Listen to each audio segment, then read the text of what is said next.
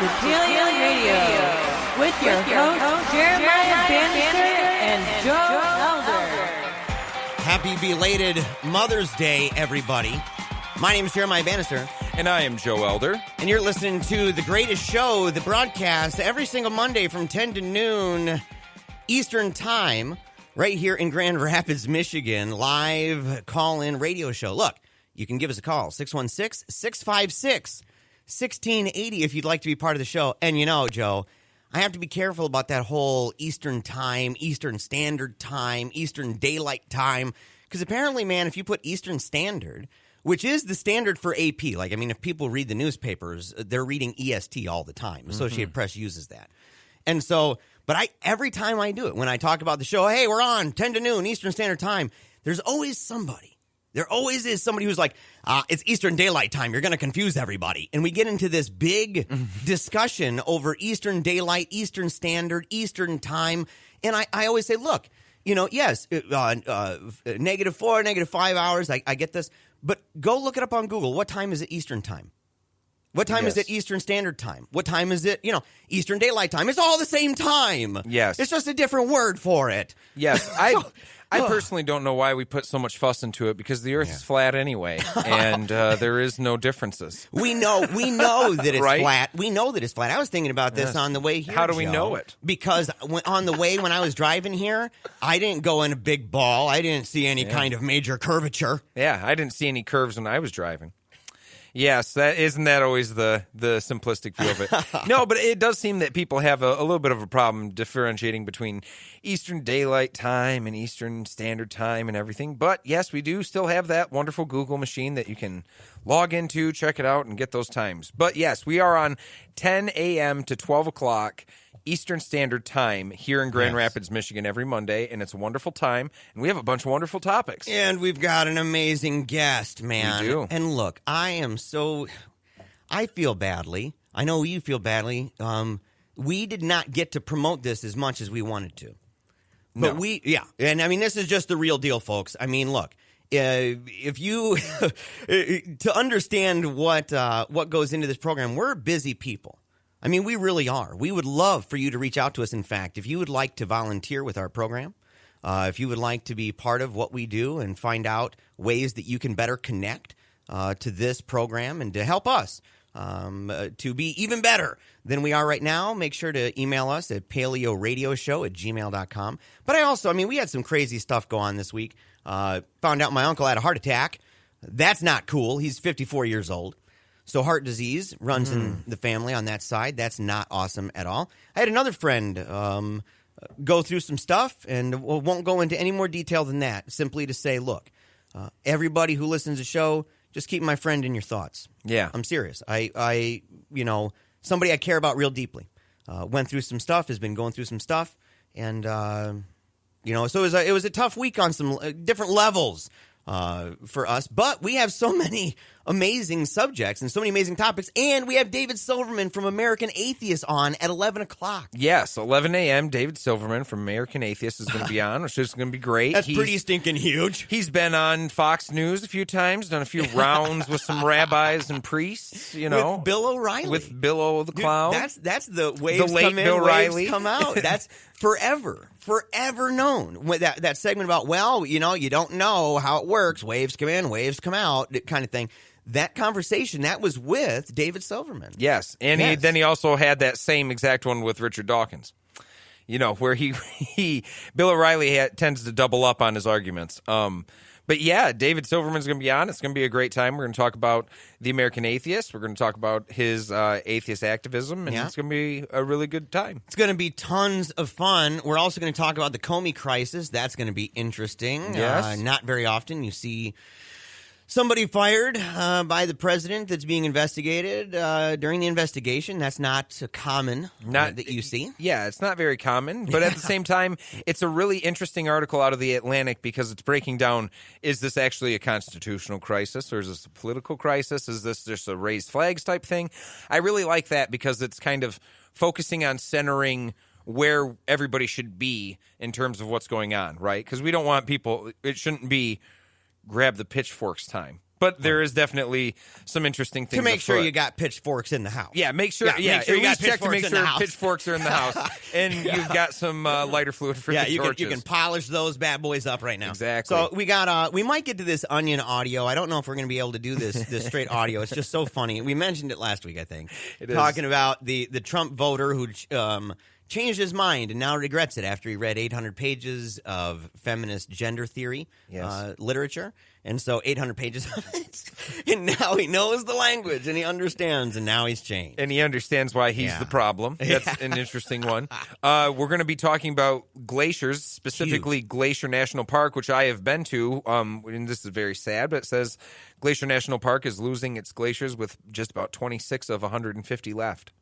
Yeah. So, I mean, we're talking a major meltdown going on in of glacial Montana proportions. and that area. So, like for pretty sad. realsies, like massive. And it's kind of stunning. I mean, if people have never been there, you know, and if they don't remember the images, if they can't just remember them off the top of their head, they should go and check them out. They should go and check out what stuff used to look like and kind of what it looks like now and say, wow, that's an interesting thing. It's kind of weird that things are changing in that direction while science is pointing toward in a very rapid pace. Yeah, right? at a very rapid pace. And so you've got the whole situation with the glaciers. We've got Dick Durbin.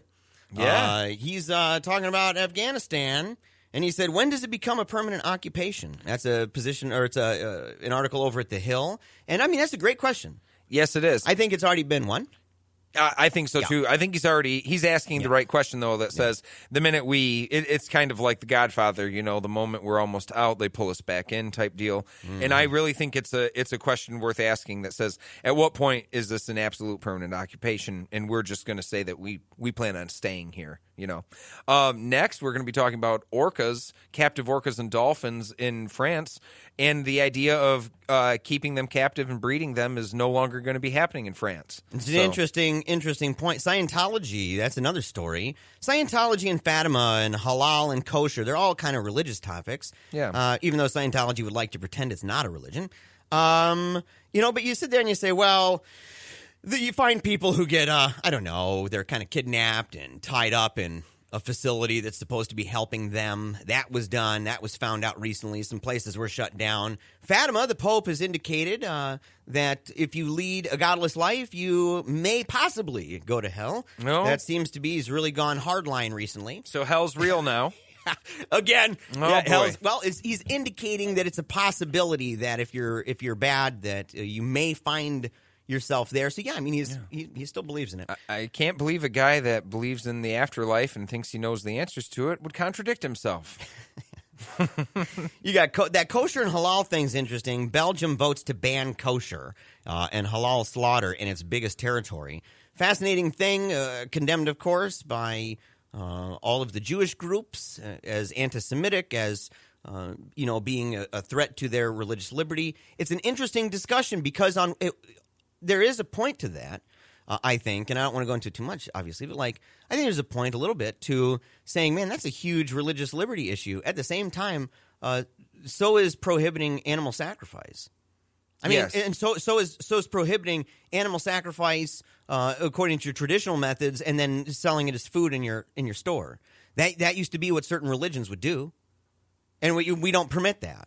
Yes. And that would really cut to the heart, I guess, of idolatrous religions that do sacrifices to idols. That would seem to cut at the very heart of them definitionally. And so if we get into a position where somebody goes, look, the way that we kill our animals.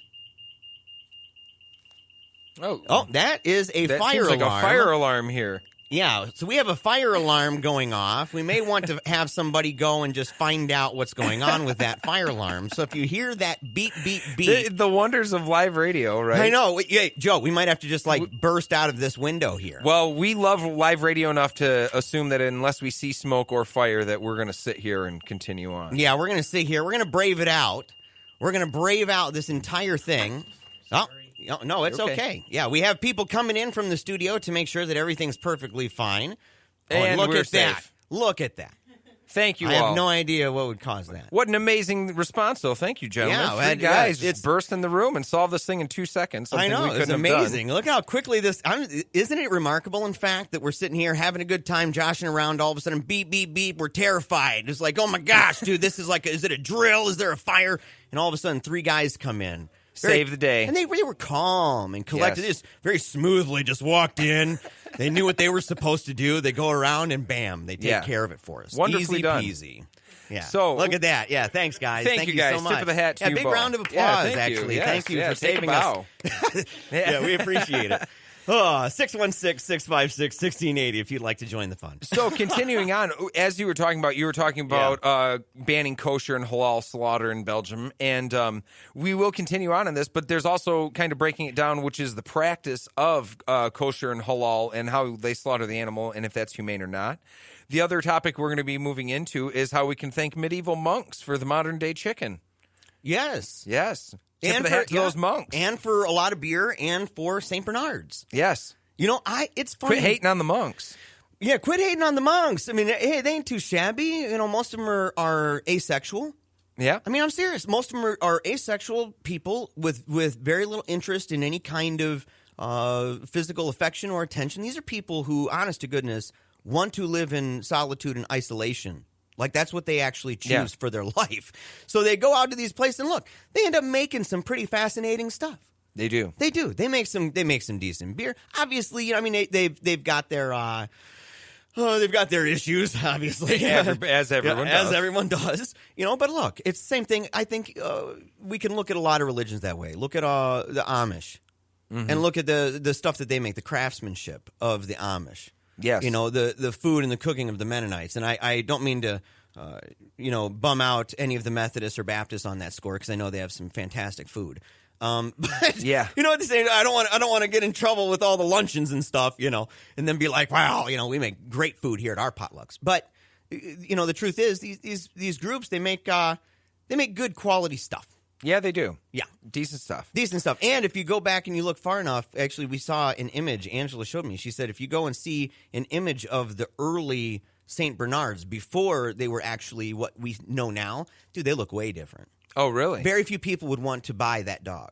I believe it's kind of a ratty, in-the-face looking dog almost. It's an interesting thing, and the way that they bred the dog. And manipulated the forces of nature to make it look like Beethoven. Yeah, to intelligently design it. Yeah, to intelligently design it, right? With purpose and design. And so, yeah, it's an interesting thing to see. We're going to talk about what they did with chickens. And I didn't know that. I knew they did stuff with beer. I know they did stuff with dogs. I did not know that they did stuff with chickens. Almost single-handedly. Yeah. Almost single-handedly brought the chicken to the world. The other topic we're going to be talking about is how the EPA has removed half of its scientific board. Yeah. And has said that they're seeking industry-aligned replacements. So that's an interesting development. Not something that people that were worried about this didn't see coming, but something that's getting rolled out. We'll see something how that's that goes. getting rolled out, something that's definitely worthy of discussion. And when we get back, we're going to have a question of the day. And so you will not want to miss this. You will not want to turn the dial. Believe me, we have an action-packed show for you. And again, as a reminder, going over what we just said, is that we will be having David Silverman. He's going to be on the program from American Atheists. He's going to be on Paleo Radio, gracing us with his fantastical presence from 11 to 11:30. And so make sure, give us a call, 616-656-1680. If at any point you would like to be part of the conversation. But, man, this past week, Joe, has been just a lot of fun. It's been real busy. I don't know what you've been up to. I know this weekend you got to spend some time going up with your family. Yeah, in the past week, I've been back in my hometown twice. I went to see my nephew for his 4-year-old birthday, his 4th birthday, which was a lot of fun.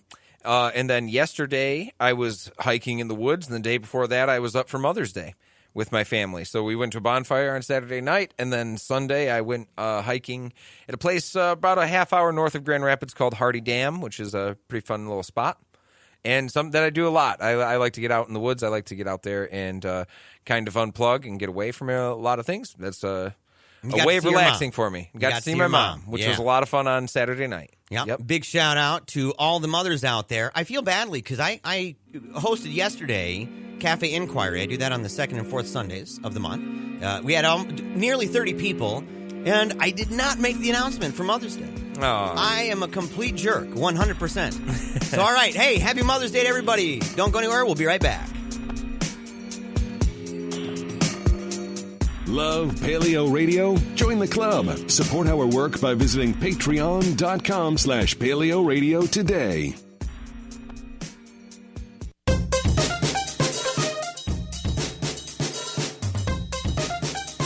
Back to Eagle and Dragon. Welcome back to Paleo Radio, live in studio on this wonderful Monday morning. Again, we are the greatest show that airs here in studio at WPRR. I have to be very specific here. Yeah. The greatest show that airs at WPRR from 10 a.m. to 12 p.m. on Mondays only. But yes, thank you guys for joining us. If you want to call in and join the conversation, you can do that. The number is 616-656-1680. Yeah, we love those phone calls. We love the conversation. Yes, we do. And look, it definitely helps. I mean, we've mentioned listeners of the show.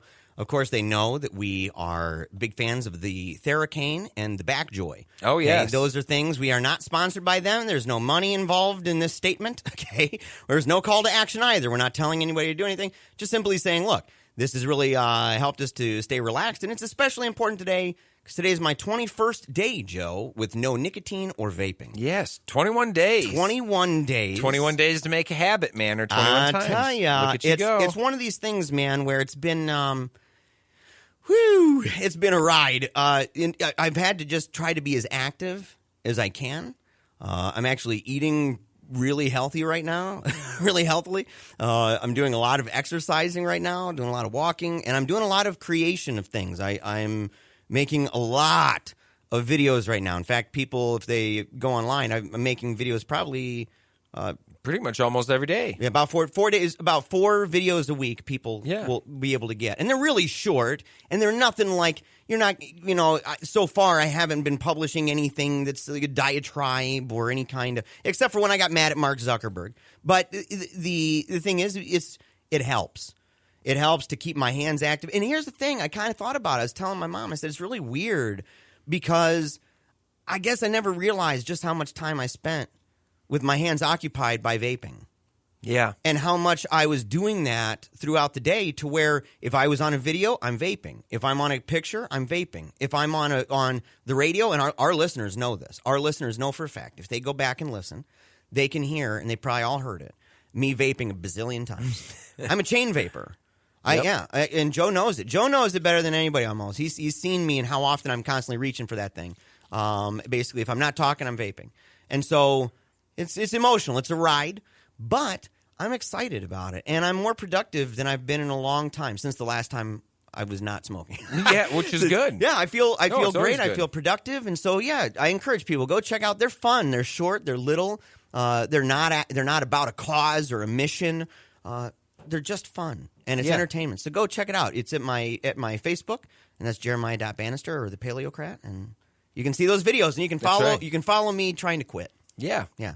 And it's a fun time. A lot of fun videos. One thing that's not fun, U.S. National Park, the Glacier National Park, is losing its glaciers. It sucks. It's just going to be a national park. It's lame. It's very lame. Yes. So this is from The Guardian.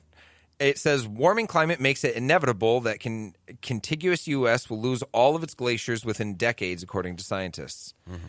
It's now inevitable that the contiguous United States will lose all of its glaciers, it says, according to scientists who have revealed that the precipitous shrinkage of dozens of glaciers in Montana have occurred. Warming temperatures have rapidly reduced the size of 39 named glaciers in Montana since 1966, and this is according to comparisons released by the U.S. Geological Survey in Portland State University. So that's really sad. So we're seeing the rapid reduction of 39 named glaciers at least. Some have lost as much as 85% of their expanse over the past 50 years, with Glacier National Park, the site of 37 of these surveyed glaciers, set to lose all of its ice formations within the next few decades. Mm-hmm. Wow. If eponymous ice formations. Man, if people have a problem denying climate change, What would they have to say about something? They'd have to come up with an alternative like explanation for how that happened. Yeah, it would just yes. I mean, I hear it all the time, and I think it's kind of weird. You're hearing a lot more people who say, "Well, I think climate change. I don't believe it all the way, but I do believe the climate's changing." You're hearing that a lot more, and you're hearing a lot that say, "Well, the real problem, are the animals," but they're not connecting. Like, okay, if you want to blame it on the cows. Why are there so many freaking cows? Yeah, it's almost like there's another species directing how many cows are around. Yeah, it's like the person sitting there mounding down, a quadruple baconator and going, I don't understand why there's so much beef. Exactly right. Why is all the poop and fart stuff going in the sky? Well, and I know that people that are climate change deniers have come up before and made those points where they'll say things like, well, what about cow farts, right? And they kind of make it like a joke. And I'd look them right in the face and say, scientifically, when you're talking about methane, yeah, it's a dumb idea to have this many cows around. And yes, it's not very good for you to be eating 4 pounds of red meat in a week. Sorry, folks. So it's actually wrong. It's actually on numerous levels, their joke just smacks them in the face. It's really saying, what does happen if I drink a lot of sugary drinks? What does that have to do with getting fat? There's no connection between sugar and weight. Yeah, I've heard it. I've heard the same type of argument. Man, I've heard people. I mean this. I've heard people that just think that their weight has nothing to do with their ability to walk around, their ability to run around, or to Absolutely feel. Not. They're like, I'm in a good spot. No, you're not. Yes. You're totally not. Like, it's obvious that your center of gravity is. Yes. Okay. There's a reason your lower back hurts, man. With those banana orangutan boobs you got. And that feeling of not wanting to get up and go and move around, a lot of that, in a lot of cases, has to do with the diet itself. Now, we're not being dismissive. I'm not trying to be dismissive of people that have genetic predispositions to obesity or anything like that. I'm only making the point of people that are denying the connections that we know medically about things like sugar and red meat to your diet is the same as people saying things like CO2 doesn't have anything to do with climate change. No. And that we don't actually understand the processes of CO2 emissions well enough to make this correlation. The last thing I want to say that I think is really important is I don't think we're running into climate change deniers as often now. We're hitting the second phase of acceptance, where I've been saying this for a long time. The phase always goes, climate change isn't real, or the item is not real. I don't believe in it. The next step is, it's real, but it's been this way forever. There's no way you can change it. Then the next is, maybe there's something we can do to change it, but it's going to be too expensive. And then the very next step is, I told you we should have been changing it all along. And where we're at right now with climate change is we're on step 2. We're on the climate's been changing for years. It's always ebbed and flowed, and we have no control over that. And that's being dismissive of the rate at which climate change has occurred, the rate at which CO2 has come into our atmosphere. That rate has jumped faster than we've ever seen. But people aren't denying that the climate's changing anymore. What they're saying is that it's an inevitable fact that it happens all the time. We can't control it. So and they're we're looking at nature, step 2. right? And that's the whole thing about starting with your answer.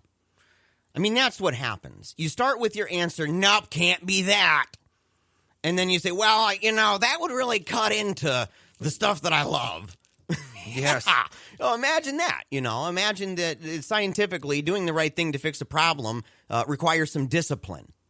Yes. That's actually a weird concept, isn't it? I mean, boy, goodness gracious alive. But, I mean, you hear that kind of thing all the time. You absolutely do. And that's the thing is when faced with hard facts, that's when people really squirm. Here's a few of them. Of the 150 glaciers that existed in the park in the late 19th century, only 26 remain. And if you're just joining us, we're talking about Glacier National Park in Montana, having only 26 of its 150 glaciers left over. This is Daniel Farge, who is the USGS. Again, that's the U.S. Geological Survey. He's a scientist for them. He says, quote, "It's inevitable that we lose them all over the next few decades. The Colorado Glacier started melting before Montana's, and while there are large glaciers in the Pacific Northwest that will hold on longer, the number is vanishing. The number of vanishing glaciers will steadily grow until none are left." And that's an undeniable fact. We're running out of time in terms of what's happening and changing in our planet. Yeah. And in a lot of cases, we're already over 400 parts per million. The damage is coming there's a lot of stuff we could start fixing now, and we still have a lot of bad coming our way. You know, when you start with your answers and you say, I know people who have seen, for example, there was a film at the planetarium here in Grand Rapids at the public library. There was a film about ice, okay, and the importance of ice in our universe.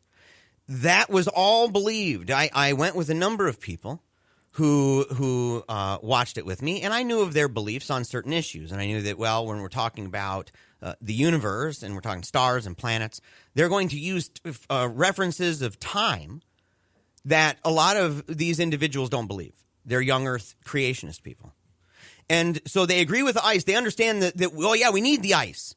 We need the cool stuff. We need that. They get it. But then all of a sudden it comes to a point where it uses increments of millions or billions, and all of a sudden it's way out the wheelhouse of the 6,000 to 10,000 years that their Bible admits.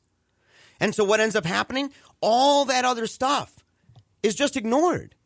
It's almost like they're watching a Hanna-Barbera cartoon or something. Like it doesn't have any more import at that point because they just say, oh, well, this person obviously believes in the Big Bang Theory. And so it's as if all of the stuff about ice, all the stuff about warming and what it's doing to our planet and the role of ice in our lives and in our planet, that all of that's just gone, that they completely forget.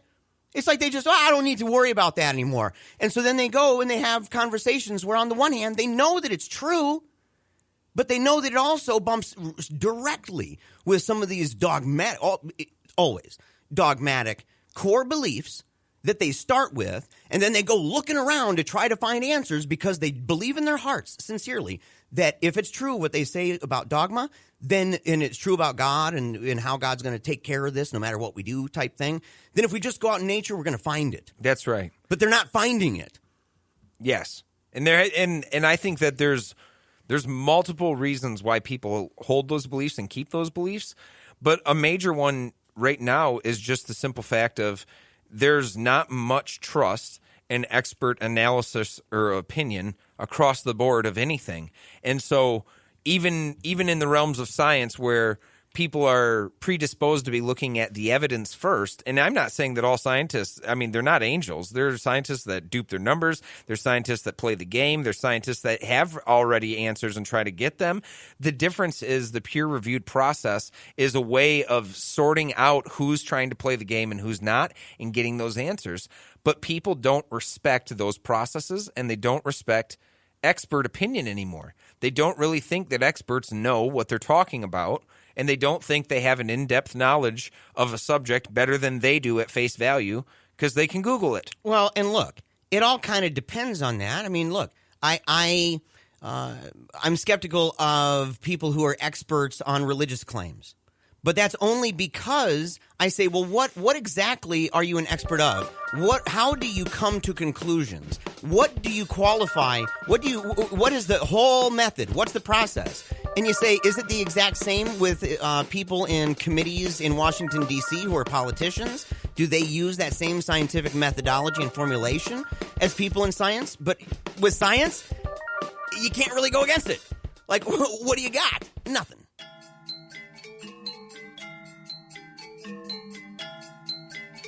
Now back to Joe and Jeremiah. Sorry for getting discombobulated.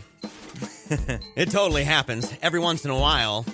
But goodness gracious, we're here, Paleo Radio, every Monday from 10 to noon Eastern Time. We're going to make that easy. Because we do have an international audience of people. Yes, we do. And internationally, and even nationally, it seems like people get awfully confused by Eastern Standard. Because we have that whole confusing daylight savings time where we go back and forth. And sometimes you lose time, sometimes you gain it, and it's no good. But speaking of something that's totally awesome, the opposite of no good, is the caller that we have on the line. If you'd like to join us, 616-656-1680. We're going right now to Kalamazoo. He's listening on the phone app. It's Ronnie. Thank you for calling Paleo Radio Show, Ronnie. How are you guys? Good. How are you? Pretty good. So I decided I wasn't going to call today, but then you guys started talking about climate change. I unfortunately will say that I've been called a climate denier on the basis of I believe that I've seen enough, quite a few different documentaries on both sides of the argument. But what I've found is both sides generally agree that there isn't enough data overall, because both sides can manipulate the current data and show their results. Do you think that the side that's argued for the fact that glaciers would be melting and they've melted at this point have more of a heavy hand than the ones that say it's not happening? Because they have to have an alternative explanation for why 150 glaciers were here 50 years ago and only 26 are in Montana right now. Okay, I have a counter question then. They say that climatologists that study the extreme warm period of the Renaissance period also say that there was grape growing in Iceland at that same time. Yes. The Vikings, so... Yeah. Yeah, it did. Like right now, then and now. Right now in Antarctica, a lot of people will tell you, look at how much ice is forming in Antarctica. It's getting bigger, and they're right. But guess where it's melting? Greenland. We have 2 major ice sheets, Ronnie.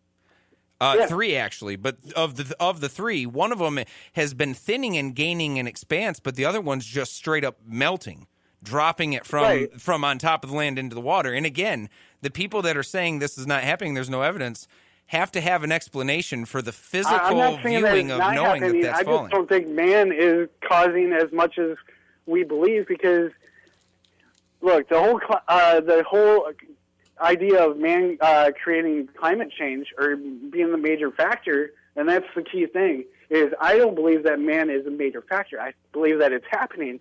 I don't think it's man making the major factor, because everything I've seen is saying that, oh, it's the carbon monoxide or the carbon that we've been kicking up since the Industrial Revolution. Mm-hmm. Well, that's only like 40 years ago, roughly now. Yeah. So, and everything I've been seeing is the scientists don't have enough data, because we're only going back 140 years of trying to figure out this carbon issue. No. Have you ever heard of carbon coring, Ronnie? Do you know what carbon coring is? But hold on. But did you know that they did find they all agree, all scientists, all the different scientists on both sides agree that carbon does have effect, but there's an 800-year delay that they found in the ice cores. Did you hear that? That's just recently come out. So the ice cores that they're studying, they just had a major issue up in Canada where they're studying them. A large portion of them, the freezer broke down. Lost a whole bunch. Yes. When I'm talking about ice coring, what I'm talking about in carbon coring is scientists have these long rods that have a hole in them. They're like a big pipe. And they take them and core them into the ice, right? And they get measurements, just like someone at the bottom of the Grand Canyon can look up and see the different geological levels. They can measure how much carbon was in the air that's trapped inside of the ice in different levels of the glaciers. And you're right that they've seen rises and lowers. You're right that we've seen them high and low, and we've seen them adjust. But the difference, Ronnie, is that we haven't seen them adjust this quickly in a rapid rate that's outside of the norm, the natural occurrence and synchronization. So the question is why? The only thing that we know or can think of that would have raised that up right now is anthropological climate change, human-induced climate change through CO2 emissions. That's a reasonable explanation to why we're seeing it rise. And I need to say this. I mean, look, I watch InfoWars probably more than anybody I personally know. I actually do. I watch it. I monitor these things. I document things. I follow to see what stories they're saying are true or not, and all of this. And look, they talk about, that's kind of the hub. That's the central station for any group or person or popular figure that would be saying, hey, I think that this is a phony baloney answer for why we're seeing all of this stuff. Here's the problem. You see the same couple people on there all the time. Same ones. The same ones. And there's a reason for this. The reason is because there's not a lot of them. So whenever a conversation happens where people are talking about this and they say, well, all of the people agree, that's not really true. For one, that's just not true. It's never true. That's not at all. But more importantly is that, you say, where are the institutions? Where are the journals? where are all the other things that show, that are physical fruit, right? Evidences that people surrounding can say, oh, there's a lot of people that maintain that position. There's a lot of people that hold to this in the scientific community. You're not at a loss to go online and find scientists in scientific communities online and all over the place that believe in climate change. You can't find hardly anyone, hardly anybody. You can't find hardly any group online. Where do you go find them? Where you have a whole bunch of scientists, a respectable amount that if you talk about them compared to the ones who aren't in those clubs or the people who are in clubs that oppose those clubs, that to treat them like they're like kind of on par with each other is a joke. Well, I'm sorry. It's not real. It's fake. Go ahead. Yeah. Go ahead, Ronnie. Well, my biggest thing is the first thing I have two last little things I'll bring up about how I feel about this, or what I found about this, is the top guy that studies climate was part of that international governmental whatever program. He left because he disagreed. The top guy that studies all this left because they were too democratic about the subject, because it's a government group that is deciding these things. And the second one is the famous thing about, 97% of scientists agree.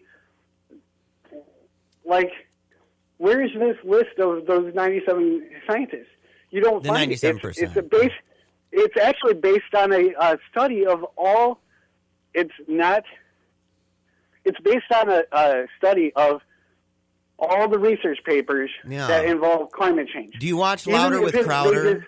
Do you watch Louder with Crowder? Because he has and I don't mean to cut you off. We got to get going here. We have Louder with Crowder. He did a thing where he talks about climate myths, and that was, in his opinion, climate myths. And a couple of the ones that you mentioned, including the most recent one that you just said. And there was a guy, and we need to share this, Joe. We wanted to bring this guy on. He's a scientist who had no idea. He's from Australia. He had no clue who Steven Crowder was. He'd never heard of Louder with Crowder. And all of his listeners, or all of his supporters on YouTube were like, look, you're a real scientist. This is what you talk about. Here's this guy, and here's what he talks about.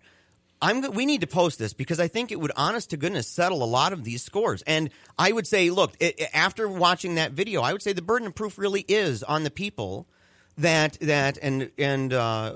the side of saying that it's not man-made. They'd be on that side to say you really at that point do have the burden of proof. At that point, when you have scientists breaking it down and saying, look, this is kind of a joke. I mean, yes, you're right about the 97% thing, but then if you limit it to just people involved in climate stuff, I mean, it's unanimous. You're talking massive numbers. It makes it even more. Though. But it's not unanimous, and it shouldn't be unanimous. You can't go by that because science isn't democratic. It's truth and by study.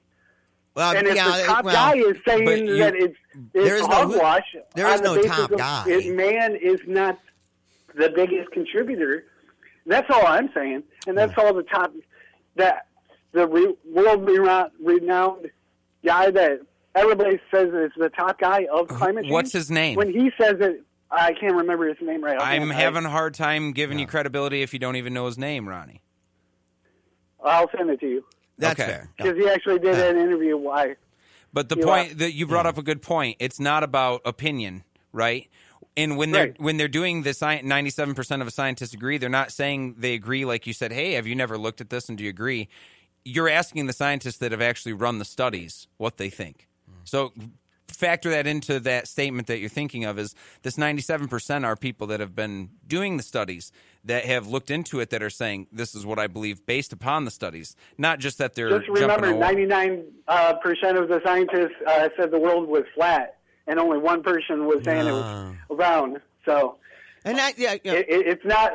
I think it's too early. That's the thing. But if we're going with evidence, it's still too early because they don't have enough science behind the numbers yet, because they haven't collected enough data. That's what I was thank you so much for that phone call, thank Ronnie. you. I think 26 glaciers left is enough. That's enough evidence. That needs to be underlined with exclamation points. Absolutely. And I mean, look, people heard a number of arguments that we hear a lot. I mean, humans aren't part of this. It's too early to know. All these different things. Well, the conspiracy about, they've made the numbers not real, or, when they talk about the 97% is not really because they include all these other things.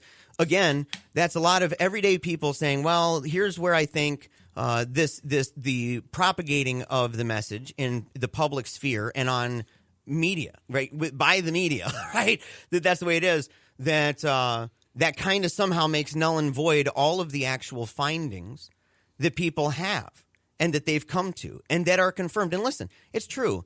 Truth is not by consensus. It's totally true. Consensus in the past has believed things that are nuts. The question is, what is the consensus over? What is the standard they're using? Yes. To what degree are they able to validate? What are the different things that they've done and studies that they've done and controls that they put in place in order to give them indicators? If a scientist, and this is what scientists do, they make a living on proving other theories of other scientists wrong. If a scientist was able to prove that climate change was false or there wasn't enough evidence and had an alternative theory that did work and worked in a better way, he'd win the Nobel Prize. That's how science works. They bend to the evidence that's there. The thing is, that person has never come forward and that evidence has not shown up. 616-656-1680 to stick around, folks. For debates, interviews, or speeches, contact PaleoRadio at gmail.com.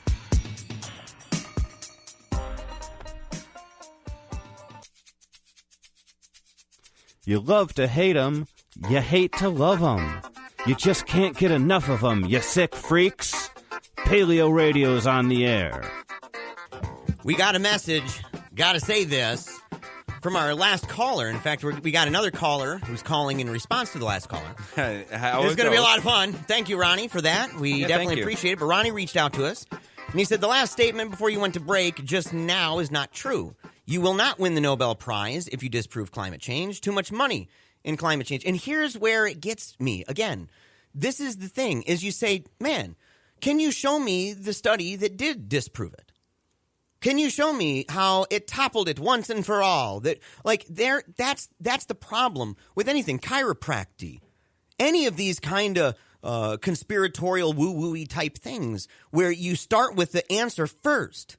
Mm-hmm. You start with your answer, then you go looking for stuff. Because that's exactly what this is. That's why they can only find negative things to say about the people who are actually looking into it to find out what the crap's going on. Yes. And I think the interesting thing is, with the idea of too much money being in climate change, it really does strike me that people's opposition to these facts are political and have nothing to do with science. So my only request is step outside of the argument being scientific. You're in faulty ground that you can't stand on. You don't have the legs for it. Step into the ground of saying, I politically disagree with our way of solving climate change. I don't like the Paris Agreement because I think it's New World Order type stuff. That's what the conversation I'd rather have. Let's just be honest. Because to be frank, and I'm not meaning to be facetious, but I'm not very confident in the level of scientific understanding that the people that hold these views have. I'm very confident in their level of understanding of political opposition to things that are pretty much anti-nationalist, and the idea of having a carbon tax on everyone that's run from a Paris Agreement seems pretty anti-nationalistic to them, and they don't like the proposed solutions to the problem rather than the problem. So we're having an argument about, is the problem real or not, when, let's just be honest, we know that it's a fact. No. Just say that you don't like the Paris Agreement, you don't like the idea that America needs to get involved with other nations, and you don't like the idea of a carbon tax. Fine. But that's a different conversation than really, truly trying to challenge the science. You know, you and I both, we spend a lot of time in a community of people that believe in science. Yes, right? we do. And who do scientific work. Look, I'm actually friends with real scientists. Yes, people that actually Joe's do friends this work. With real scientists. We are friends with people who actually do real scientific work. And these people, I mean, look, maybe they're part of it too. You know, maybe they're part of the conspiracy, but they really genuinely believe that the evidence that they're looking at and understanding that they went to school to understand that that's what it comes to. All right, Look, we got another caller. With no further ado, listen on AM 1680. It's Brian calling from GR. Welcome to Paleo Radio, Brian. Good morning. Good morning. Good morning. I want to say I am so sick of this argument that people used to think, well, they say scientists used to think the world was flat. Mm-hmm. They didn't. Thank you. Scientists proved before Christ that the world was round. The Greeks did it back in about 2000 BC. Yes, they did. Christians then burned the library at Alexandria and suppressed the knowledge for 1,500 years. Yes, great point. Thank you. So Thank you very scientists much, actually were the ones, But the overall argument, too, and let's just expand on it further, and this, let me say this, too. This isn't to say I don't want to be going after Ronnie. I think Ronnie was a very brave man to call in and tell us his opinions on it. I'm talking about We want that, too. I want the We want argument. that. We're talking about the arguments here, right? Not Ronnie. I'm only saying this to be very specific because I think he's a genuinely good guy. Yeah, and I just have heard that argument from way too many people. Yes. And it's just so ridiculous. Yes. And also, Brian, what do you think about the idea of people overall and with the argument to science will say things to the tune of, well, before we did things like bloodletting, so ergo, we don't need to believe anything that science says right now. You know, I think that that's such a leap of the point that they're trying to make is say that nothing that's held as true now would be true later, and that's just simply not true. That statement can't be true. That's not how it works. Everything in science builds on everything else. That's right. You know, so yes, we didn't know much about medicine when we first started studying it. Guess what? We know a lot more now. Yes, And I don't want to judge people who back then had no tools that would give them any indication that the sun did not rise. For real, like that. I mean, how were they to know this? I mean, we're great apes for crying out loud, and you sit there and say, very very old people trying way back in the day saying, look, I'm going to try to figure out the Earth a little bit better, find out my place in the world. For them to say, look, the sun rises and goes down, and this is how it works, totally unsurprising.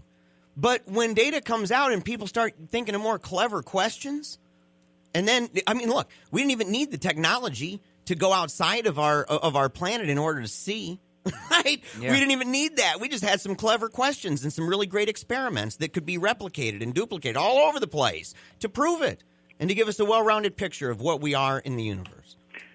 Then there's one other thing that drives me nuts, and that's the suggestion that, okay, maybe there is an argument. Maybe there is, some question about whether climate change is existing. Look at the downside of each side is wrong. If the people who say climate change is happening are incorrect, the worst that happens is we make the world a better place for no good reason. That's right. Yeah, we at least aren't running and pushing oil and gas and basically unrefined oils through pipes underneath our water sources anymore. I mean, yeah, wouldn't that be awful? Even if it was for no reason, yeah, we've improved it. Yeah, it's Brian's version of Pascal's wager. Yeah, it seems like, hey, look, what's the worst? You have a choice. If I'm wrong, we cut into stuff in different ways. If we're right and you're wrong, boy, we'd be in a lot of trouble. Yeah. So yeah, it's kind of your own take on Pascal's wager there, Brian. I like it. Yeah. Thanks a lot. All right. Yeah. Thank you very much, you. Brian. We Appreciate the that call. Yes. Well, we got about 6 minutes. What can we get into? You want to talk about monks and chickens? Well, we need to talk about monks and chickens, and we need to talk about this whole Fatima thing, man. I mean, that's right. Yeah, this is worrying me. The Pope, for a while, seemed like he was laying the yellow brick road for atheists and gay people to make it to the pearly gates, and it seems like he's kind of putting up a couple warning signs. Turning a new leaf. Yeah, he's turning a new leaf. Leading a godless life might lead you to hell. It might. The Pope warns this in Fatima. This is over by cruxnow.com. We've never cited this before, but it's an interesting thing. This is their Vatican correspondent speaking in Fatima, Portugal, where the Blessed Virgin Mary appeared 100 years ago and offered secrets and revelations to 3 shepherd children, 2 of whom were declared saints on Saturday. Pope Francis warned 500,000 people not to lead a life that profanes God, because doing so puts one on the path to hell. Yes. He said, Our Lady foretold and warned us about a way of life that is godless and indeed profanes God and his creatures. Such a life, frequently proposed and imposed, risks leading to hell. Listen to how qualified that is. Yes. That's like the most qualified papal remark I've ever heard. Now, don't forget, guys, he's a special person that has special powers more than you and I to reason. So we should take this seriously. And look, the guy's very well educated, even if we take out the woo. He's a well-educated guy. He's traveled all over the world. He's met a lot of people, and he still harbors a lot of crazy ideas. But, you look at it and you say, it's kind of an interesting thing because in the history of popes, this guy's like way out. Radical. Oh, yeah. I mean, I'm sorry, he is. When I was a Catholic, I became very suspicious of the popes and the Vatican II conciliar church because of the changes that were made and just how dramatic of a departure a lot of them were from even 1950s, right, Catholicism. And a lot of the people who are alive now are older and used to be Catholic, and when they talk about it, I remember when I was a kid, boy, I was real serious.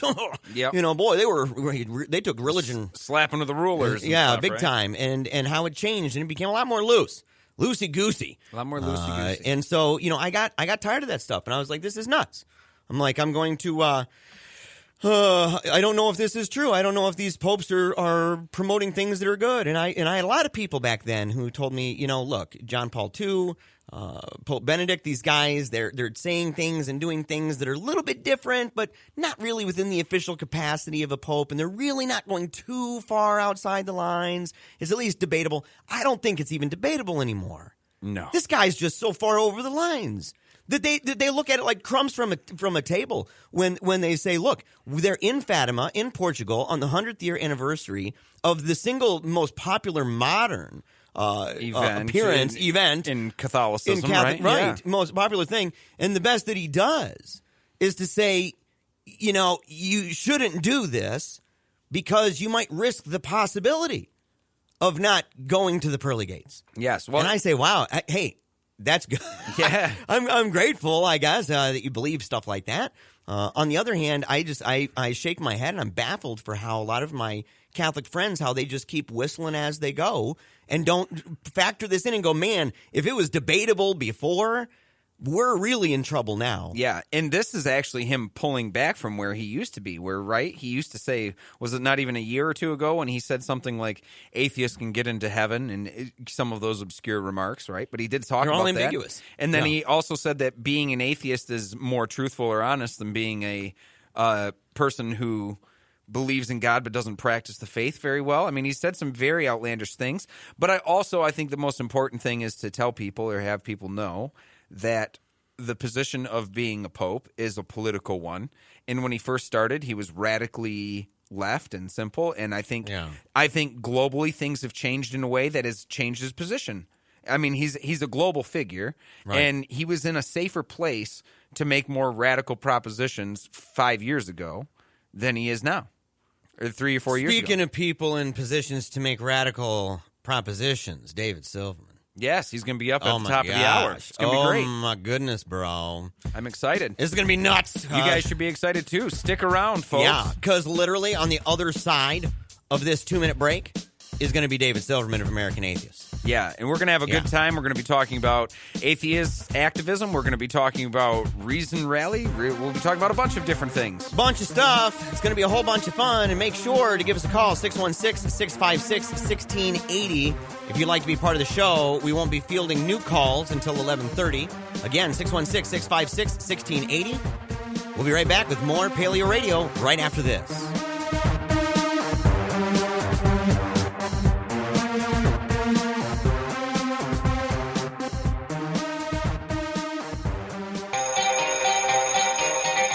You are now entering Paleo Radio.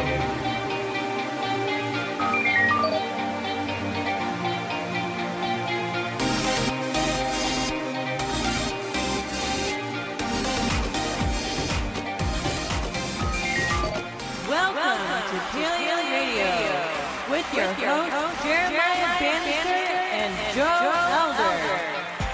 Welcome back to Paleo Radio, live in studio. We are at the top of our second hour here on this beautiful Monday, May 15th.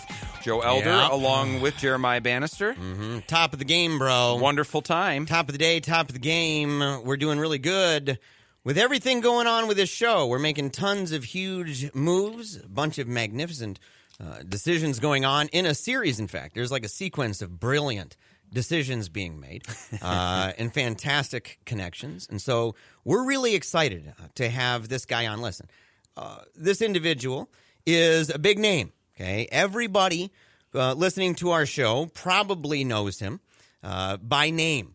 And I had the privilege of being an individual to witness my daughter, Samantha, before she died of brain cancer back in July of last year, having the privilege of witnessing her getting to meet this man and, in fact, getting to hug him and giving him one of her very prized two-armed hugs. And so I'm super pumped to be introducing here David Silverman of American Atheists. David Silverman, welcome to Paleo Radio.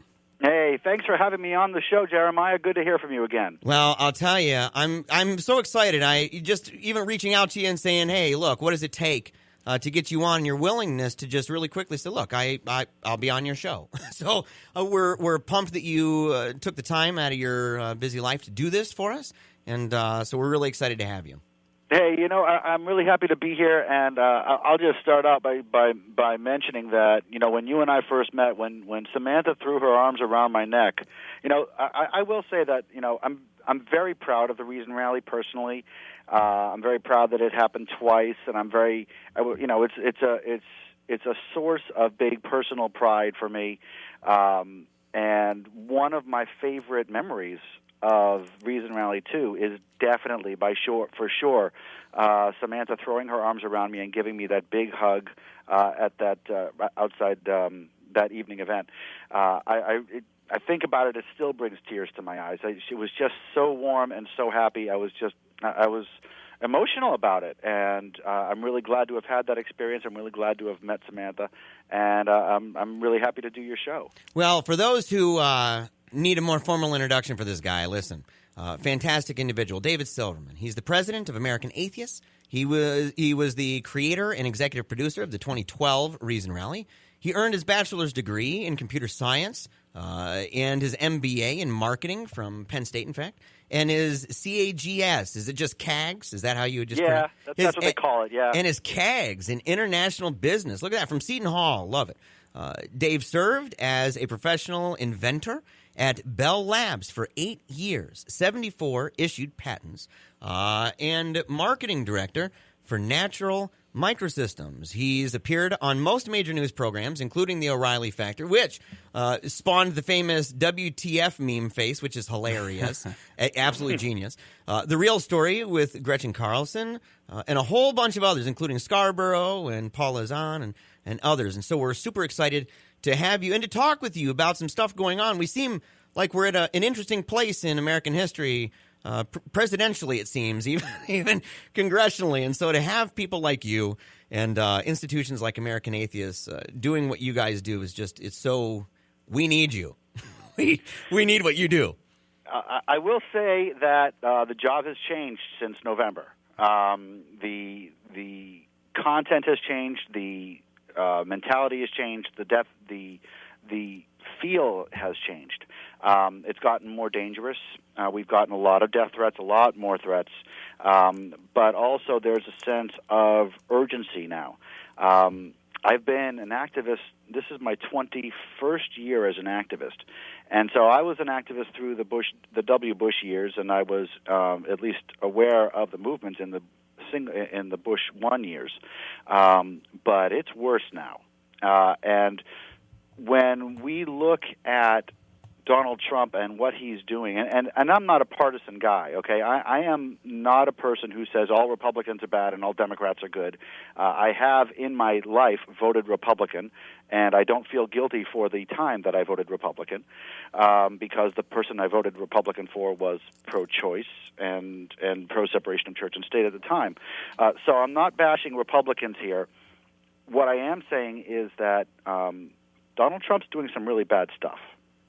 And he's doing some really dangerous stuff. And he's doing things that are going to cause moderate-term damage. And I don't say long-term damage because long-term we are still going to win. Long-term, the atheist movement is still going to win. Long-term, the government will secularize. I stand by that statement. But my goodness, we took a step back. And so what we're doing right now at American Atheists is not only fighting things like the repeal of the Johnson Amendment, things like creationism in the textbooks, and Betsy DeVos's insane idea that God needs to be pushed in the classrooms, but also the horribly wrong and destructive idea that we are done, that we have failed, that we are out. One of the big problems that we're seeing right now is people fleeing the movement, people giving up, people saying, all right, well, we had 8 years of Obama, and they came in maybe during the Obama years, and they said, all right, well, we've had 8 years of Obama, and it was good, and we made progress, and now we've gotten kicked in the gut, and now we've got a president who is fostering religion so that, I mean, he's fostering religion fakely so that he can protect his other agenda items. I think everybody knows that and everybody can see that. Donald Trump is very likely an atheist who is using religion for his own personal gain and to gain political power so that he can, be a corrupt president. Absolutely. I hate to say it, but that's what he's doing. And so many people in our movement are saying, well, I give up. I'm going to go to this other movement. I'm going to leave. Oh, it reminds me of Droopy Dog. Do you remember? It was a Droopy Dog. Or was it Exactly, Droopy Dog. Yes, we know. It'll never work. It'll never work. No. And we get that. I've been getting that so much. So the number one thing that I'm telling people is that, Bush was bad too. And we didn't run from Bush. And we're not running from Trump. And Trump is doing bad things, and if and when he gets impeached, Pence will do the same bad things. And that's bad. And I think we have to understand that this is going to be a rough 4 years, understand that we are taking steps back, understand that we have to dig our heels in and fight harder, and understand that we still will win this. We still can and will win this. But we have been, it's 2 steps forward, 1 step back. Obama was 2 steps forward. Yeah. Trump is going to be maybe 2 steps back. But go ahead. Go ahead, Dave. But it's not something that we can't win. It's not something that we won't win. And I think that one of the things that we need to do, it's funny, Jeremiah, because you just say, so, Dave, how are you? And then I just keep talking. No, you're perfectly hey, fine. We got 2 segments. Yeah, we got 2 segments. And look, it's our first time talking to you. And we're very interested in what you have to say. And on our notes that we have to talk to you about are things like the Johnson Amendment. We want to talk about the things that are most contemporary and pressing for American atheists. And so, no, you're our guest, and we're very interested in having you talk. So, yeah. I think one of the things that we need to do is start shaming people who don't vote. I think it has to. I think we have to go there. I think we have to talk about that. I think atheists out there who are listening to my voice, and when I say atheists, that means people who don't have a belief in a God, no matter what you identify yourself as. I think those of you who didn't vote did this country and yourself wrong, and you should be ashamed of yourself. And this is partially your fault, and we need to call you out on your crap. We who voted need to not allow people not to vote without giving them grief about it. It's the time when we atheists, you know what we did this year?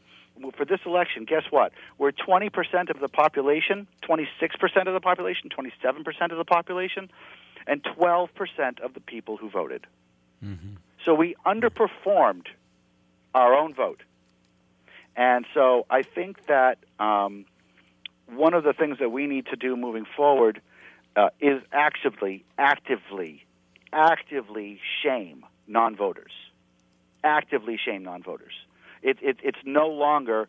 It can no longer be acceptable for people to say, "Oh, my vote doesn't matter. I'm not going to do it." No, F you. You're going to do it. You're getting in my car. We're going to vote. You are voting. You are a citizen. Your vote affects me.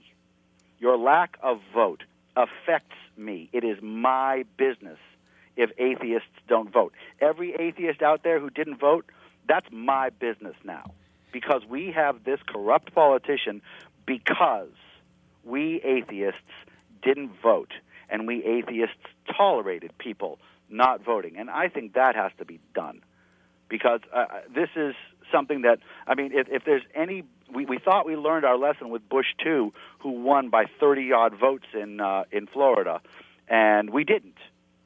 And so we underperformed the voting in November, and it is, if you didn't vote, this is your fault. And if you're shrugging your shoulders at me and saying, oh, that Dave's a butthead, guess what? Call me whatever you like. It's your fault. It's your responsibility, and I blame you. That we need to talk like that. We need to shame mercilessly people who can't be bothered to cast their vote for the good person in the election. It can't be a part of our psyche anymore. Sure. Apathy is uncool. Apathy is unpatriotic. Apathy hurts me and you and everybody listening, and we have to stop that. But I'm going to get off this soapbox. Well, I was just wondering, do you think there's an inherent danger? This is Joe, by the way. Do you think there's inherent danger, though, in having people that are, even if they're motivated to vote, that they're not necessarily that educated? Like, I would contend that the result of our election this year was the rising up of a bunch of uneducated voters that did make their way to the polls and probably, in my opinion, maybe would have been better off not coming. For instance, I'm talking a lot of the Donald Trump supporters. We only have 30 seconds before this segment ends, but I'll let you finish and we'll pick up after the break. But go ahead. Okay, well, that was a fast segment. You asked me one question during the segment. It's all right. Hey, but what you said's gold. We love it. We love it. What I'm saying is that the atheists are by and large more educated than the general population, and when I talk about people not voting, I'm talking about atheists not voting, and we're going to vote for the separation of church and state. It is our responsibility to vote, and it is our responsibility to vote. It's not okay not to vote. It's our responsibility to vote, and it's our responsibility to get other people to vote. It's our responsibility as atheists to vocally and openly and mercilessly shame atheists who don't vote.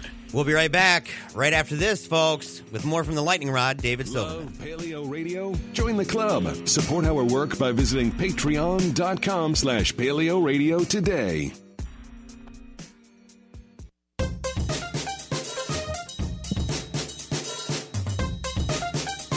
Back to Eagle and Dragon. Welcome back to Paleo Radio, again, live in studio, 95.3 FM, 1680 AM. It's been a great day, great Mega conversations. Dope. Yeah, tons of fun. Yes. We've covered a bunch of really awesome topics. Greatest morning show in Grand Rapids, broadcasting 10 to noon, right here at WPRR in the studios on 44th Street in Grand Rapids. It's tons of fun every single Monday. And make sure, listen, if you love the show, if you love what we're doing, if you want us to keep moving onward and upward indefinitely, then make sure to go to our Patreon, patreon.com/PaleoRadio, and become a member. We're going to have tons of fun over there with videos and everything else. It's going to be a great, great time. Of course, we have the Paleo Radio Prize Vault. That's a fantastical thing. Speaking of fantastical, the guest that we have on, David Silverman. Yes, we have David Silverman. Welcome back, David. Hey, thanks, Joe and Jeremiah, for having me back on. I think I'm going to let you guys ask me a question this time before I just talk. No problem. We absolutely loved it. Well, we were sitting here in studio nodding our head, smiling. We did love every minute of it. I wanted to get into the Johnson Amendment. Yeah. And what was going on with that. And basically, just a quick update to our listeners. For many of you are very well aware of what's going on, but President Trump signed an executive order instructing the IRS to ignore future violations of prohibition of electoral politicking by churches and religious groups. And this is basically, that sums up being the Johnson Amendment. And just please let us know what you guys are doing to push back. What are you guys, how are you organizing to fight this executive order? Well, this is a real dangerous thing, and the nuance here is that the IRS hasn't been pushing this at all. The executive order says, "Hey, IRS, you don't have to worry about this anymore, or you shouldn't worry about this." But the IRS hasn't been worrying about this. Churches have been politicking from the pulpit openly and daringly, and the IRS has so many safeguards in for churches that it's ridiculous. To give you an idea, churches almost never get audited. There was one audit of one church, and they found impropriety, but it was thrown out. And the reason that it was thrown out is because the person who did the audit at the IRS wasn't high-ranking enough to audit a church. So there are provisions in the IRS that say you can only audit a church if you're a high-ranking person. So even though a low-ranking person audited one church and found financial impropriety, it was thrown out of court because he wasn't high-ranking enough. So that's before President Trump issued his executive order. So what exactly is this executive order going to change? We don't know. And so what we're doing is we're shoring up and we're making sure that we're paying really close attention and finding out if they are going to just allow, if they're going to relax churches, or if all 501c3s can now politic.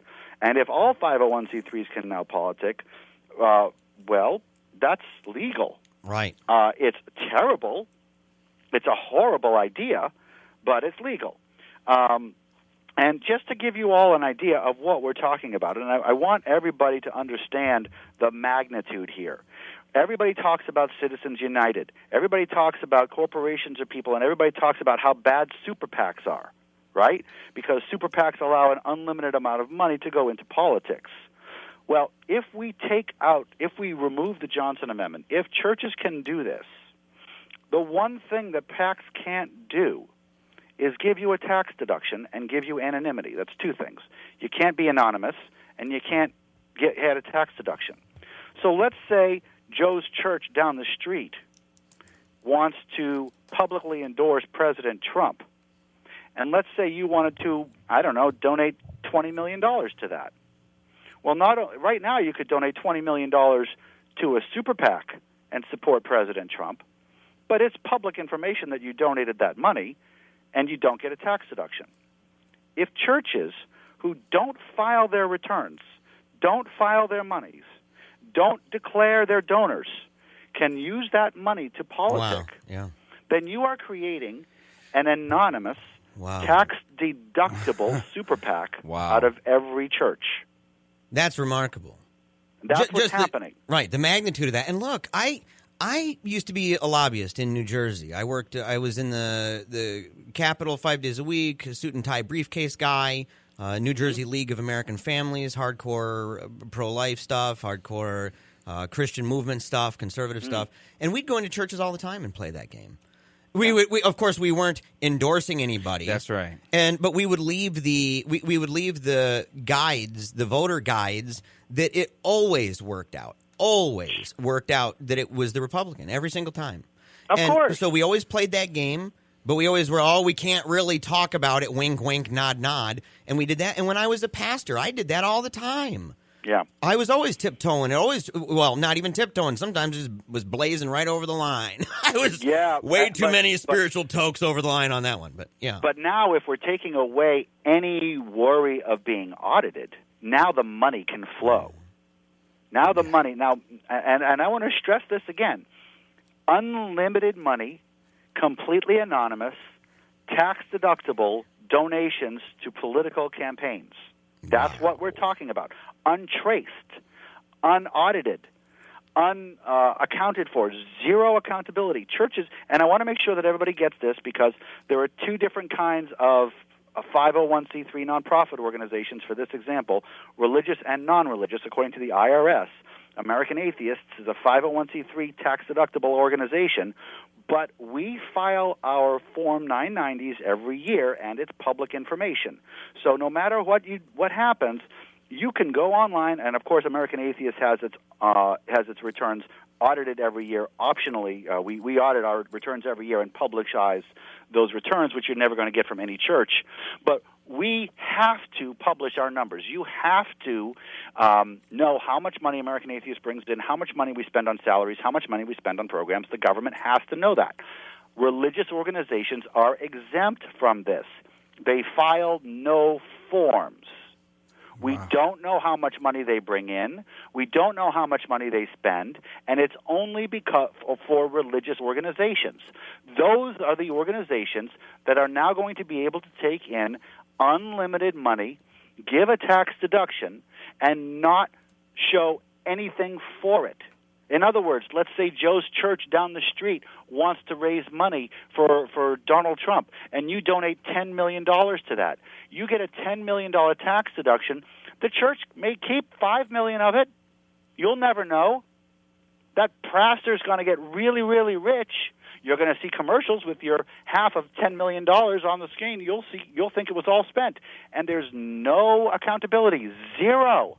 Wow. It's a huge corruption hole that President Trump is opening with this Johnson Amendment, and it's a massive hole for corruption. Wow. A massive hole for religion to take over the political landscape. And this is what he's doing. Why is he doing it? He's doing it so that the religious people will support him for his other corrupt activities.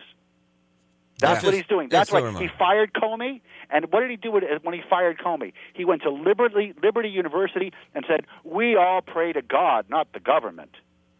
Look at that. He's getting religious support.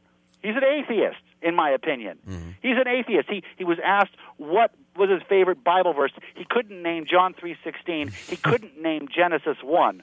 But he's so religious. And so he went to Liberty University after he fired Comey, who was being arrested, who was fired for, investigating Trump. And he's organizing, he's coddling religion to get religious support to support him through his other corrupt activities. It's really disgusting. It's really obvious. And the Johnson Amendment is going to make a lot of pastors very wealthy, and that's going to mean they're going to be cheering for President Trump from the pulpit. Yay! And that's what's happening on a massive level, and that's why the Johnson Amendment is so scary, and that's why we at American Atheists are gearing up for an intelligent, efficient, and important fight ahead of us. We're down to like the last 3 minutes of the show.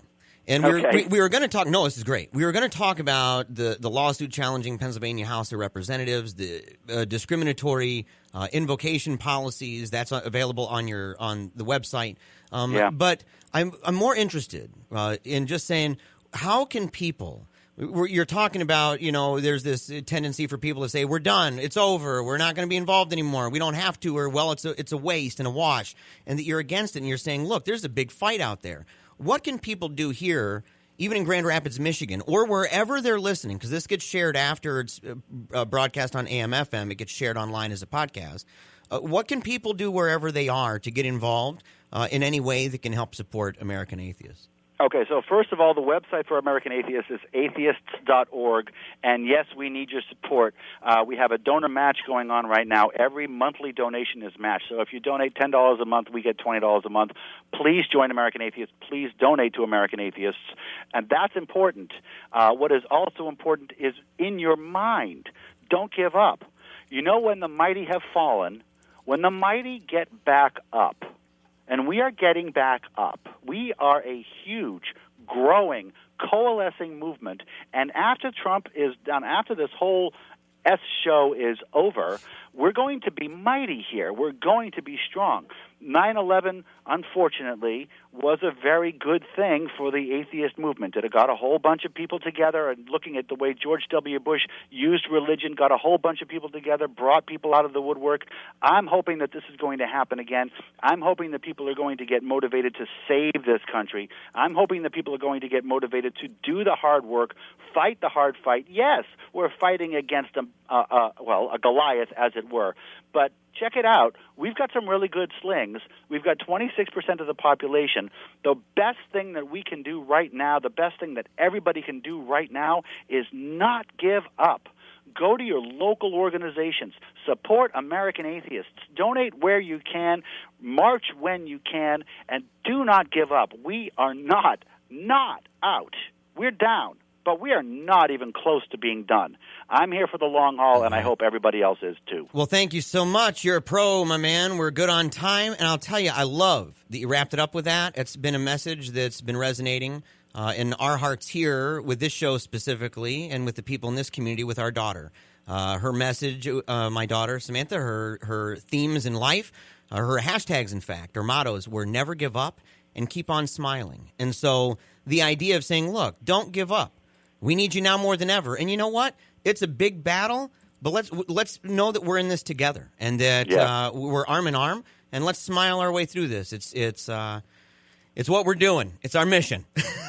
It is our mission. And Joe and Jeremiah, thank you for having me on the show, and thank you for the activism that you guys are doing. It's important to me that you're doing this activism. It's important to me that you're doing this show, and it's important to me that your listeners keep listening, keep supporting you, and and keep supporting this movement. Yeah, thank you very much. Again, David Silverman, President of American Atheists. We thank you very much for joining us. Stick around, folks. We're going to be right back with another half hour of Paleo Radio. It's going to be wonderful and great and everything you've ever wanted.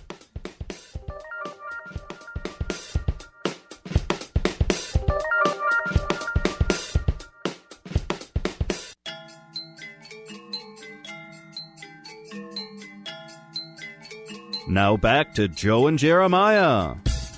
Welcome back to Paleo Radio, where all things and all dreams come true. It's a wonderful place to be, and it's only alive and well for 2 hours a week. Paleo Radio Land is absolutely marvelous. And you know what? It's true. We're only open, in fact, 2 hours a week. That's right. Right here. And you can go to our Facebook page, and it even indicates that. We're trying really hard to figure out how in the world to get it so that our response time accurately reflects our actual response time on Facebook. No we joke. Respond. We but it work says, hard. Yeah, if somebody reaches out to us, we respond, and then it says 176 hours it takes. Yeah, right. Yeah. This is totally a joke. So we looked up different ways to try to figure out how in the world to make that more realistic, and one way was to actually put your times that you're open on. And I'm like, oh, well, we're open and live 10 to noon Eastern time. So let's go ahead and do that. But look, we said at the beginning of the show we were going to do this really cool question of the day.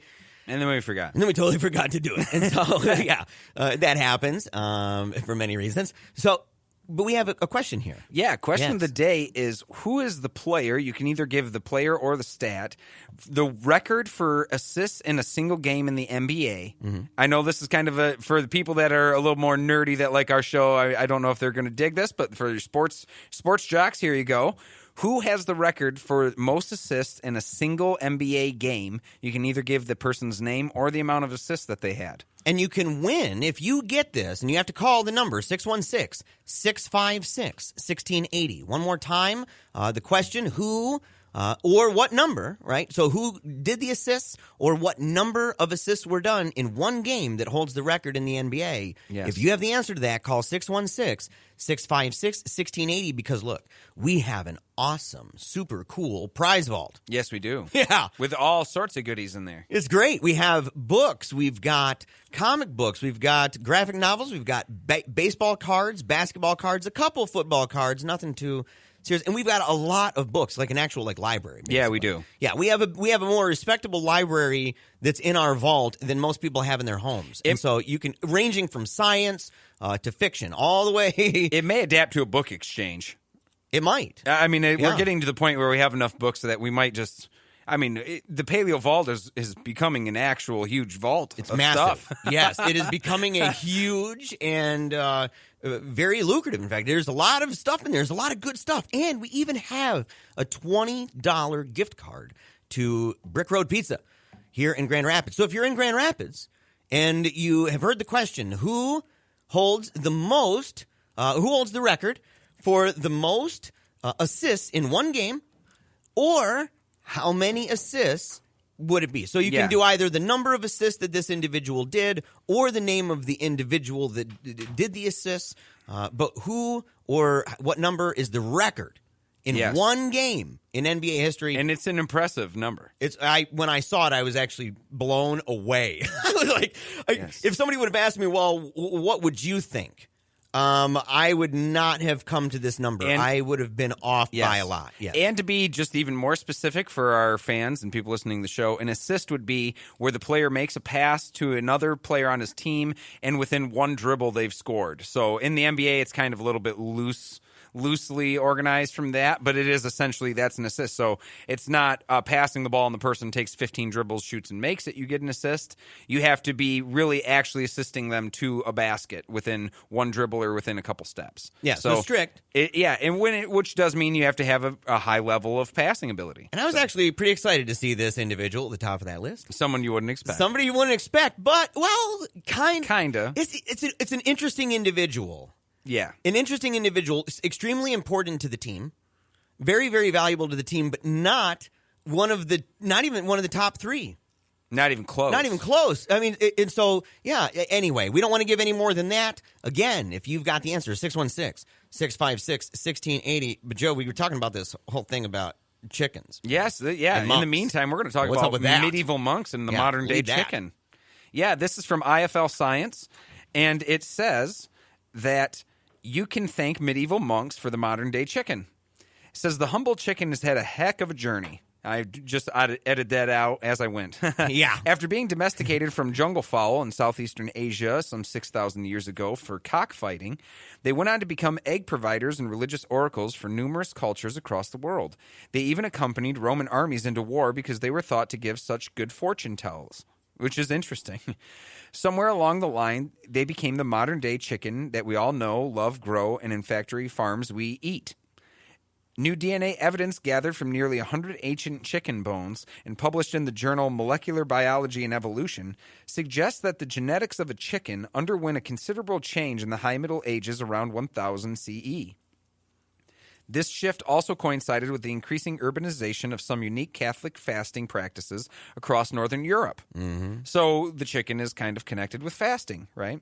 Genetic variants in 2 genes are believed to make modern chickens. Firstly, TSHR is a gene that's thought to lead to loss of seasonal reproduction in many domestic animals. This also tends to make birds lay eggs year-round, be less aggressive, and friendlier to people. The other is BCDO2, affecting skin pigmentation in birds. You know, it's funny. We got a caller on the line here with this, but before we go to this caller with the answer, I was hoping they have the answer to our question. I was thinking, I said, have you seen the movie Religulous?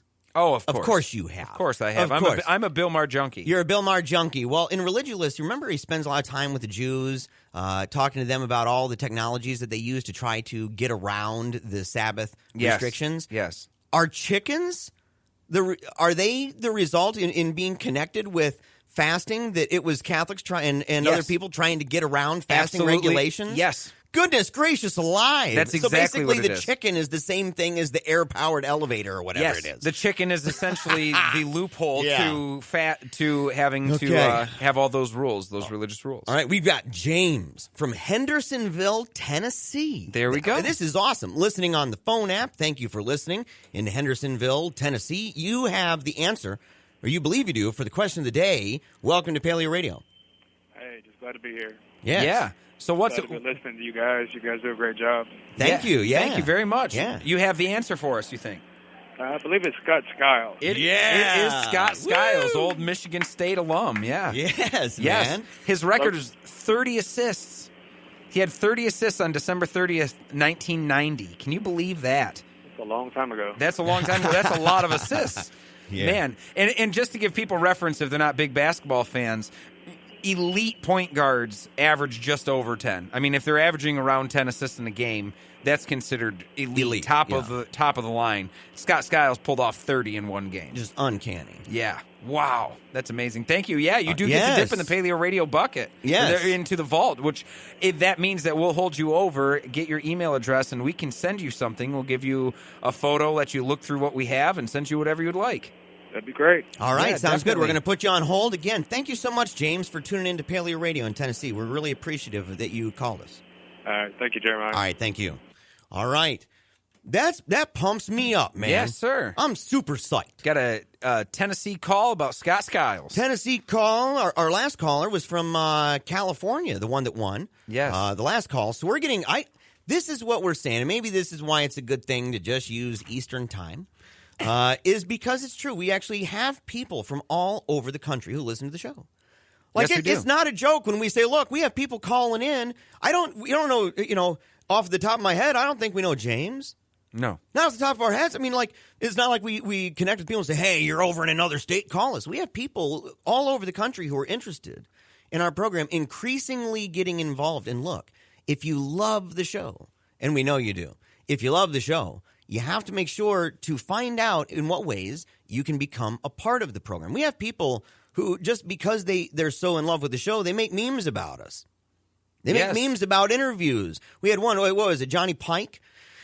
He made one just yesterday, just saying, hey, I'm really pumped about the guest you guys are having. I hope it's okay that I just made this meme. Yes.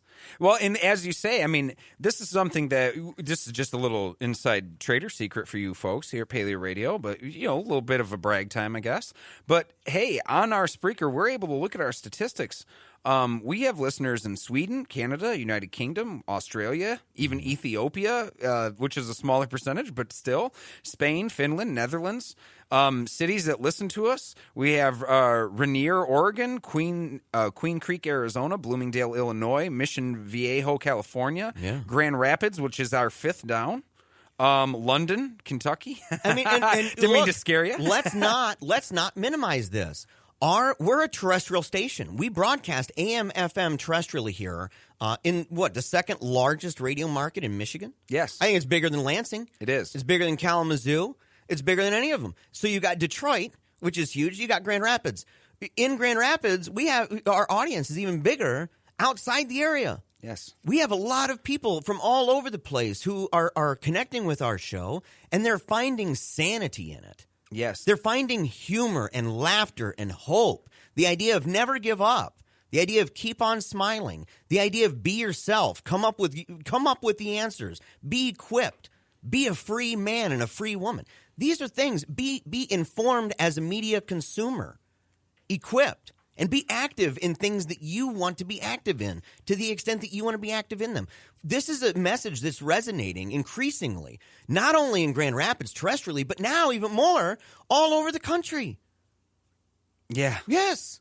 Yes, exactly right. And I think the other thing, too, is just thank you guys very much for listening and supporting the show. It's growing and moving in ways that I can't say we didn't expect it. We've been working towards it for a long time, but it is happening faster than expected, and we really do appreciate it. We like the support that you guys give us. We like the social media interactions and having people like David Silverman on and having these interviews. It's great. We're loving it, and we can't do any of that without you guys supporting us. A great way that you can help us out too is if you can't afford to support us through Patreon, just contact local radio stations that have talk radio and tell them to look for Paleo Radio. And when you do that through Pacifica, we can get picked up on your local radio shows. Yes. And we're talking about the people that are outside Grand Rapids. For those of you that are in Grand Rapids, we love you guys to death. You're our home base. This is home plate here. And the support that we get from the Grand Rapidians is immense, and we love it. Massive.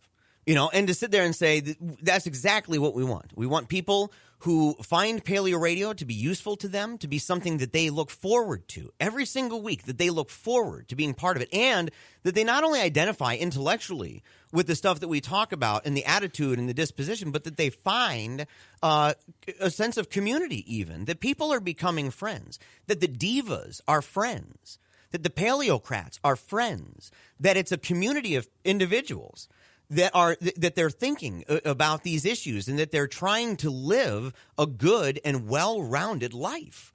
Yes. I mean, that's really the heart of the show.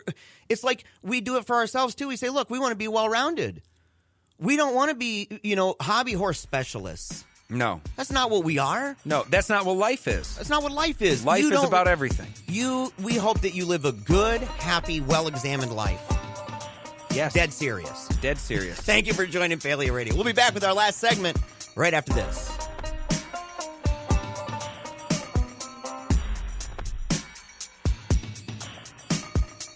For debates, interviews, or speeches, contact Paleo Radio Show at gmail.com.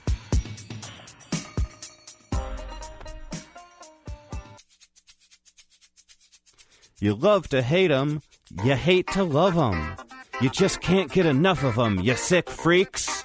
Paleo Radio's on the air. Love and life, every minute of it, especially when we're live on Paleo Radio every single Monday, 10 to noon Eastern Time. It's always boatloads of fun, bellies full of giggles, Joe. That's right. Bunch of giggles.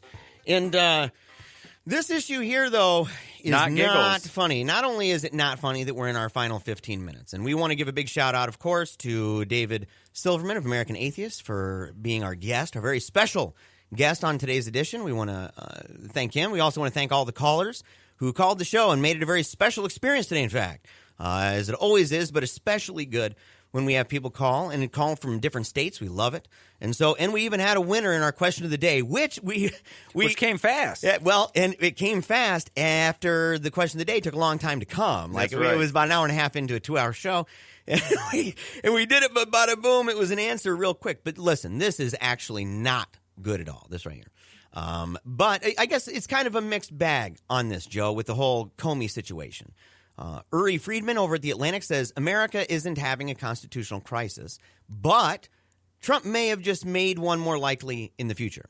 Begins by saying, when news broke that Donald Trump had fired James Comey, who was in the midst of investigating possible collusion between the Russian government and the president's campaign, Brian Schatz knew just what to call it.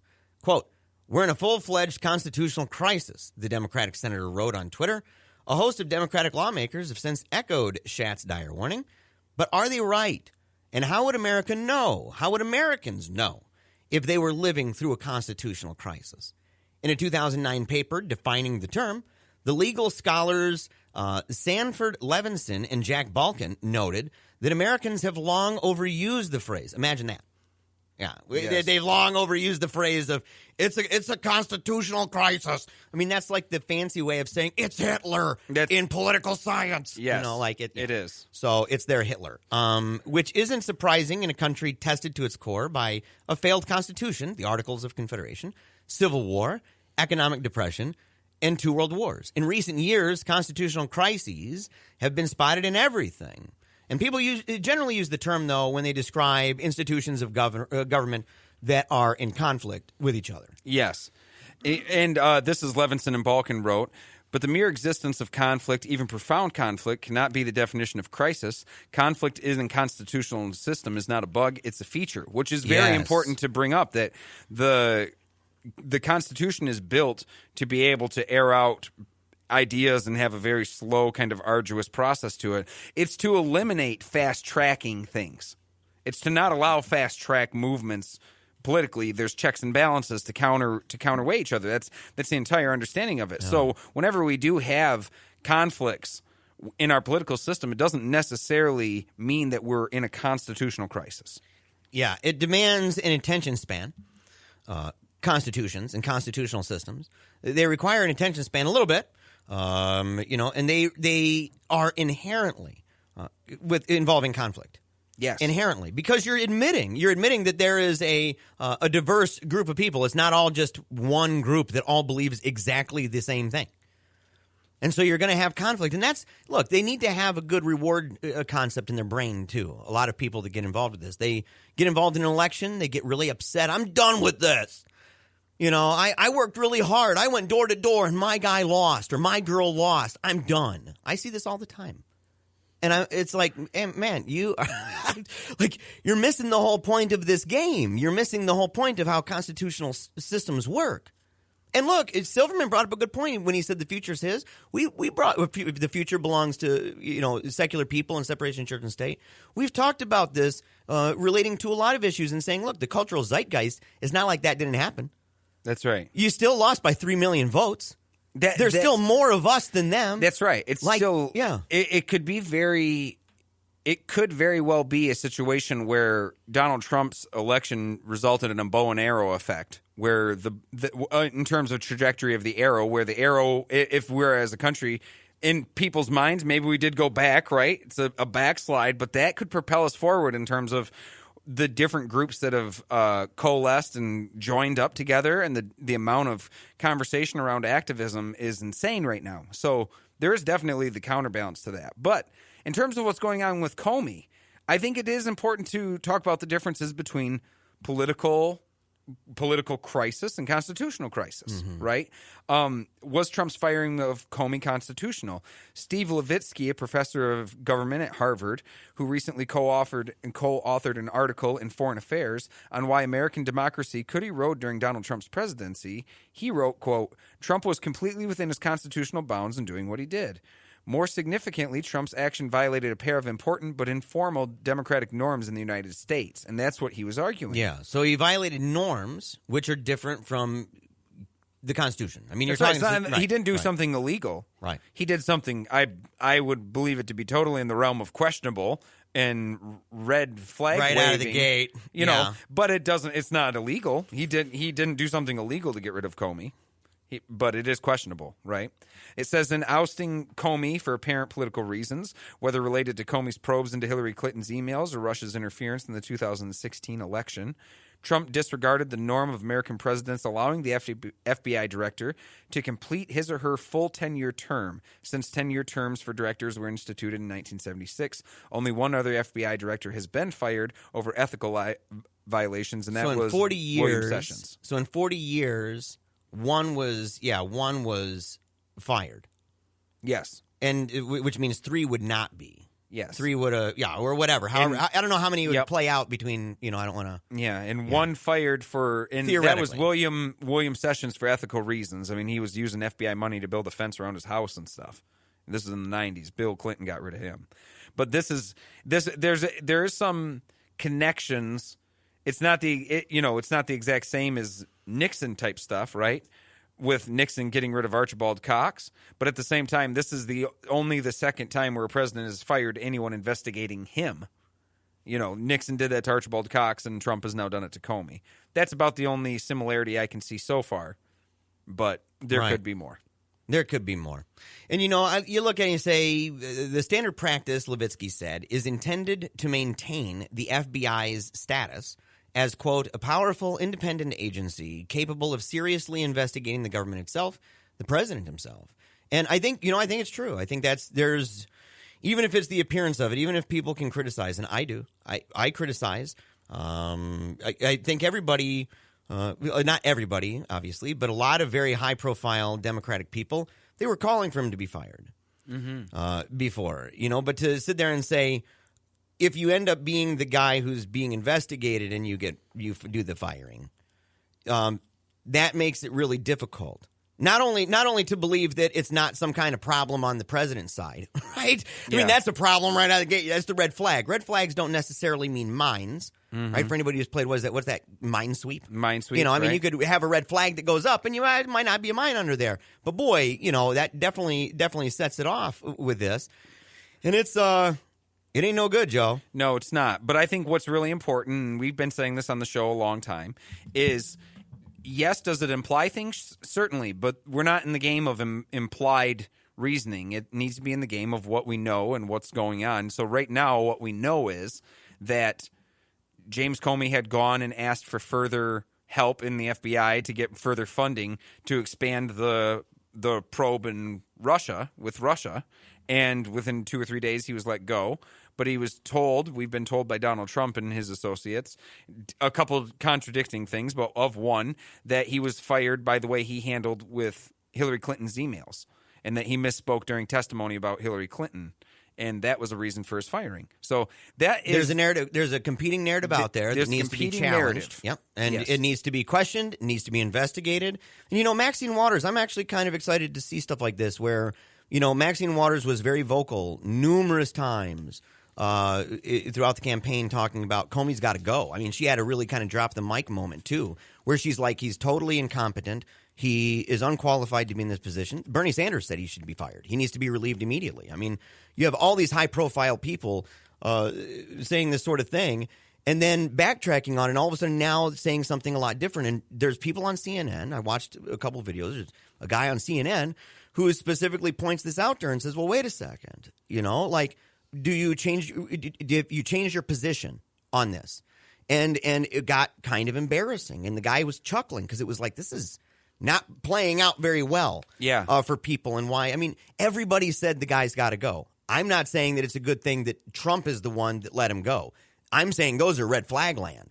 I am saying that individual that we're all talking about, Republicans, Democrats, almost every party had people who were saying that for one reason or another, that guy was either a bumbling dude who had a good heart, good intentions, right? They all say he's a decent man, right? But that the way that he handled different things, the way that he rolled out certain things, the way that he communicated with people and was criticized for communicating with Chaffetz and others, like these were criticisms that in and of themselves, there's a good case to be made that maybe, hey, the guy should be let go. I think actually the case to be made is that he should have stayed for more reasons than not because of the fact that both parties didn't like him. When you have both parties that don't think he's doing a good job, to me, that's a great example of showing being nonpartisan. Fair and valid point. That yes, of course, Democrats didn't like him when he was looking at their person. Now Republicans don't like him because he's looking at theirs. But people that I feel myself more closely aligned with, personally, I feel more closely aligned with the idea of saying, I supported his investigation of Hillary Clinton. I also supported the investigation of Donald Trump. And I'm very concerned about seeing him go for the sake of who's going to replace him. Right. Who is going to be the person? Now, if this person is closely affiliated with Donald Trump's campaign and he ends up being the person in there, then it's time to really worry. You know, I got to say this, and it's so crazy that Angela just showed me this just now. We have 1,000 likes We hit on our Facebook. 1,000. Hey, yes. thank you. Thank we have you reached all. 1,000. Thank you so much. We love every single one of you. And look, if you have not loved us on Facebook, make sure to do it. Set us at follow and see first. And you can do that by going to facebook.com/PaleoRadio. And as always, we love interacting with you guys on twitter.com/PaleoRadio or just the Paleo Radio Show handle. Thank you guys very much for joining us this week. It's been fun. Thank you, David Silverman, for joining us as well. And we will see you all next week.